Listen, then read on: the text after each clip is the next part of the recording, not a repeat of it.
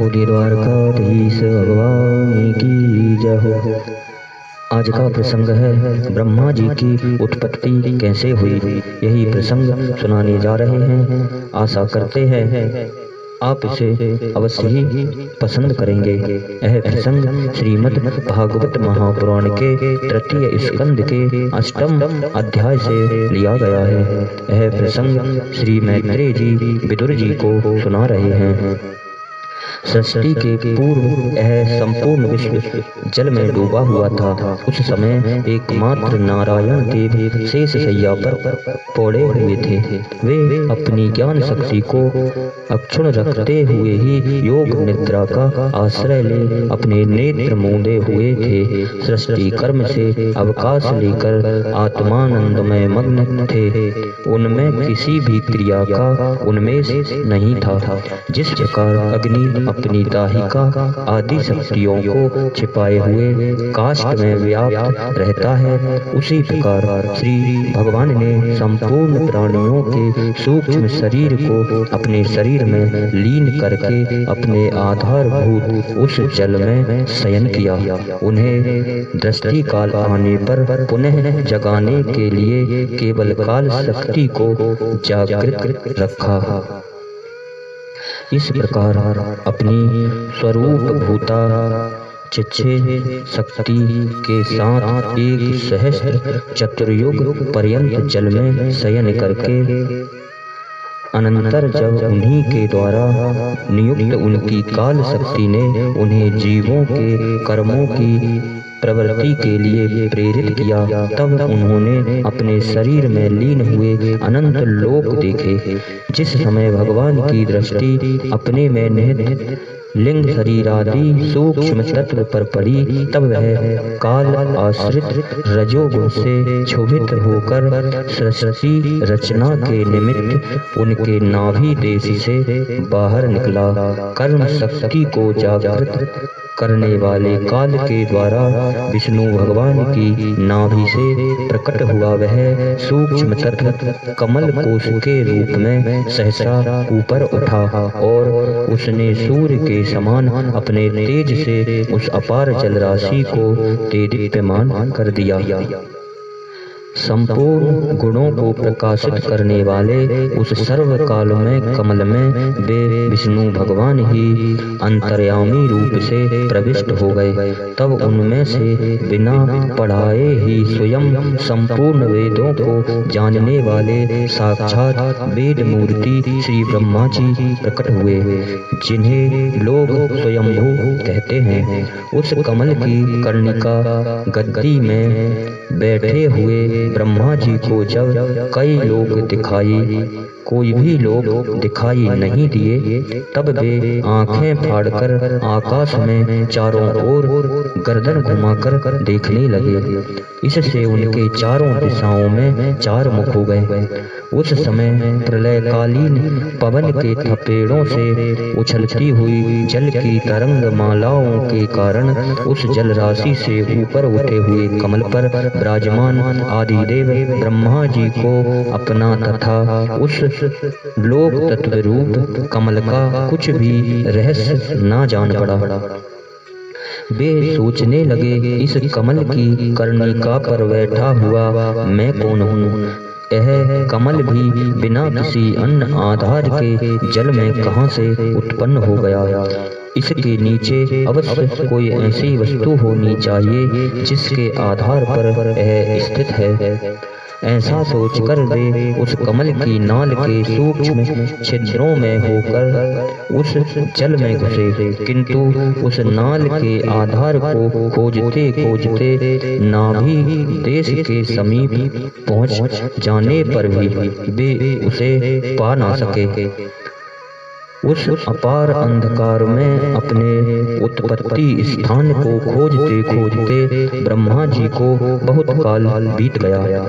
यह काल ही भगवान का चक्र है, जो प्राणियों को भयभीत करता हुआ उनकी आयु को क्षीण करता है।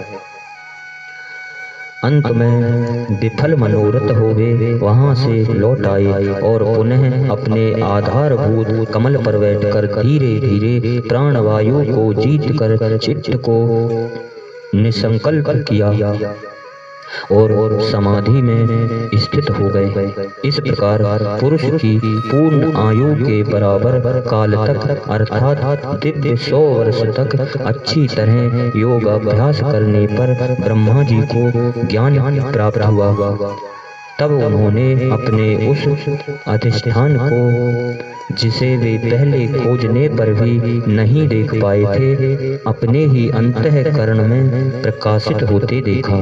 उन्होंने देखा कि उस प्रलयकालीन जल में शेष जी के कमल नाल सादृश गौर और विशाल विग्रह की शैया पर पुरुषोत्तम भगवान अकेले ही लेटे हुए हैं।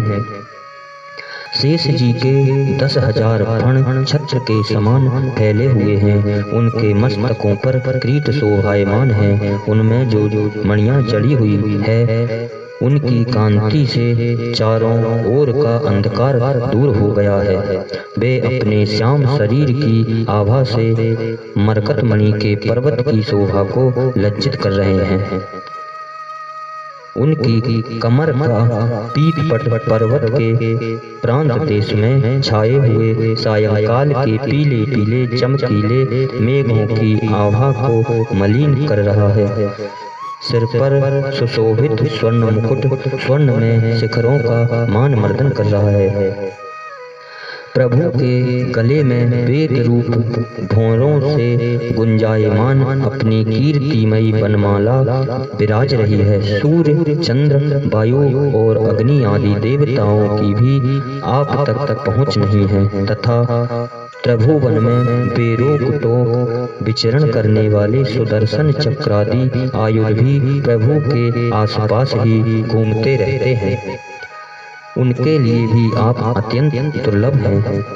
तब विश्व रचना की इच्छा वाले लोक विधाता ब्रह्मा जी ने भगवान के नाभि सरोवर से प्रकट हुआ वह कमल जल आकाश वायु और अपना शरीर केवल ये 5 ही पदार्थ देखे।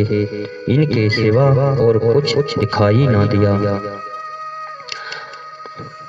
रजोगुण से व्याप्त ब्रह्मा जी प्रजा की रचना करना चाहते थे। जब उन्होंने सृष्टि के कारण रूप केवल ये 5 ही पदार्थ देखे तब लोक रचना के लिए उत्सुक होने के कारण श्री हरि में चित्त लगाकर उन परम पूजनीय प्रभु की स्तुति करने लगे। श्री मैत्रेय जी कहते हैं कि हे विदुर जी, इस प्रकार तप विद्या और समाधि के द्वारा अपने उत्पत्ति स्थान श्री भगवान को देखकर तथा अपने मन और वाणी की शक्ति के अनुसार उनकी स्तुति कर ब्रह्मा जी थके से होकर मौन हो गए। श्री मधुसूदन भगवान ने देखा कि ब्रह्मा जी इस प्रलय जल राशि से बहुत घबराए हुए हैं तथा लोक अर्चना के विषय में कोई निश्चित विचार न होने के कारण उनका चित्त बहुत खिन्न है। तब उनके अभिप्राय को जानकर वे अपनी गंभीर वाणी से उनका खेद शांत करते हुए कहने लगे।